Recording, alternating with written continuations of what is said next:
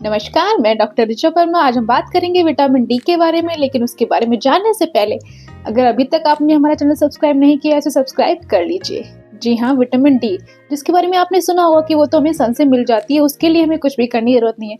पर आप कितनी देर तक सन में बैठ रहे हैं, ये आपने कभी सोचा है? आइए जानते हैं उसके बारे में कि विटामिन डी आपको सन से कितनी मिलनी चाहिए, कितनी आप ले रहे हैं। अगर वो पूर्ति नहीं हो पा रही है तो उसकी पूर्ति आप कैसे करेंगे। डी, क्या आपको पता है कि ये दो टाइप की होती है? क्योंकि हमेशा आपने विटामिन डी ही सुना होगा। विटामिन डी होती है दो टाइप की, एक होता है D2, एक होता है D3। आज हम बात करेंगे D3 के बारे में, जिसकी कमी से हमें बहुत सारी बोन्स में प्रॉब्लम हो जाती है। अब बोन्स के लिए तो आप कैल्शियम ले रहे हैं, दूध पी रहे हैं, पर क्या वो कैल्शियम सही जगह पहुंचकर आपकी बोन्स को हेल्प कर पा रहा है ग्रोथ में? उसके लिए हमें विटामिन डी की ज़रूरत होती है, जो कि हमारी कैल्शियम को चैनलाइज करता है, पैनलाइज करता है कि हाँ वो किस तरह से कहाँ डिपॉजिट होकर हमारी हेल्थ को, हमारी बोन्स को, हमारी ग्रोथ में हेल्प करेगा।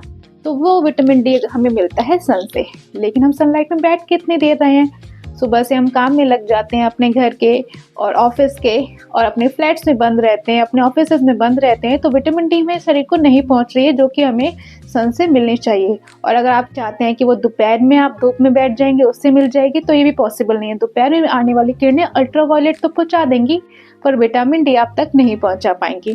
तो उसके इंटेक्स को पूरा आप कैसे करें, और आपको कैसे पता चलेगा कि आपके शरीर में उसकी कमी हो?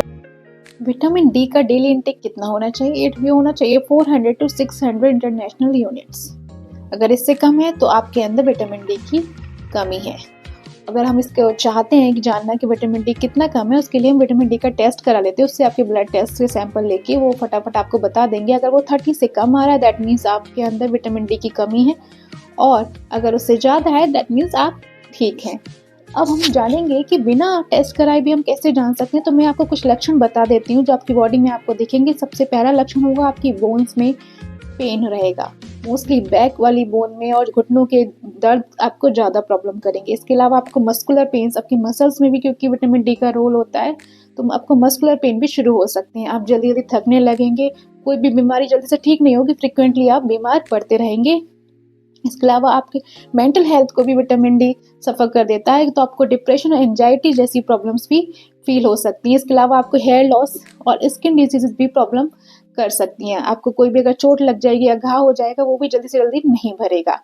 मोस्टली विटामिन डी की कमी से बच्चों में रिकेट्स नामक बीमारी और बड़ों में ओस्टियोपोरोसिस नाम की बीमारी हो जाती है, जिनका कि टेस्ट कराकर आप पता कर सकते हैं कि ये विटामिन डी की कमी से हुए हैं। इसके अलावा विटामिन डी कैसे हमारे शरीर में कम हो जाता है? एक तो सनलाइट का एक्सपोजर हमें उतना नहीं मिल रहा होता, कि हम लोग डार्क स्किन पीपल हैं, इंडियंस, हम लोग को कम से कम 60 मिनट की सनलाइट चाहिए और विटामिन डी की पूर्ति के लिए। और जो व्हाइट स्किन होते हैं उनको 10 to 20 मिनट्स एटलीस्ट सनलाइट चाहिए विटामिन डी की पूर्ति के लिए। बाकी कुछ बीमारियां हैं जैसे कि हाइपोपैराथायरॉयडिज्म, हाइपोथायरॉयडिज्म और फैमिलियल हाइपोफॉस्फेटेमिया, इनमें भी हमारे अंदर विटामिन डी की कमी हो जाती है। कुछ कंडीशंस ऐसी हैं जिनमें आपके अंदर विटामिन डी की कमी।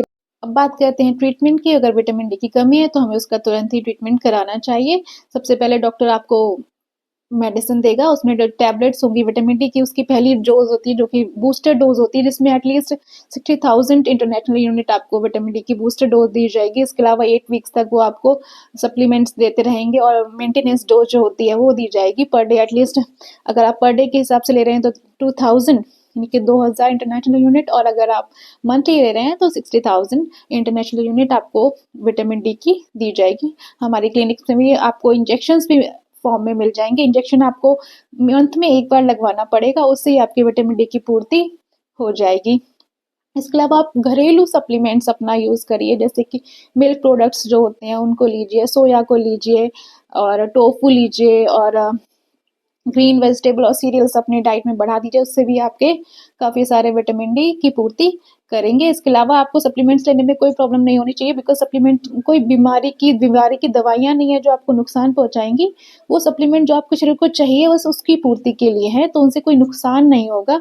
और विटामिन डी मोस्टली अगर आप K2 के साथ लेंगे तो ज़्यादा अच्छा है। अगर विटामिन K2 उसके साथ ली जाती है तो वो उसको विटामिन डी को पैनल करने के लिए, चैनलाइज करने के लिए काफ़ी हेल्पफुल होती है। तो खाली आप विटामिन डी ना लेकर उसको K2 के साथ लीजिए, क्योंकि अगर विटामिन डी को K2 के साथ लेंगे वो आपको सही जगह पहुँचा देगा कि हाँ, इस बोन्स में यहाँ उसकी ज़रूरत है। लेकिन अगर आप वैसे ही ज़्यादा मात्रा में विटामिन डी ले लेंगे तो वो कैल्शियम को गलत जगहों पे डिपॉज़िट करने में हेल्प कर देगा। जैसे कि अगर आपकी धमनियों में ज़्यादा जम गया या फिर आपकी किडनी में ज़्यादा जम गया तो स्टोन या फिर हार्ट अटैक की भी प्रॉब्लम हो सकती है। तो हमेशा डॉक्टर से पूछ के ही उसका इनटेक शुरू करना चाहिए। और भी कोई अधिक जानकारी चाहिए तो आप हमसे संपर्क कर सकते हैं। नंबर है 9917446212 और एड्रेस है Tomar medical and dental clinic, Hapur.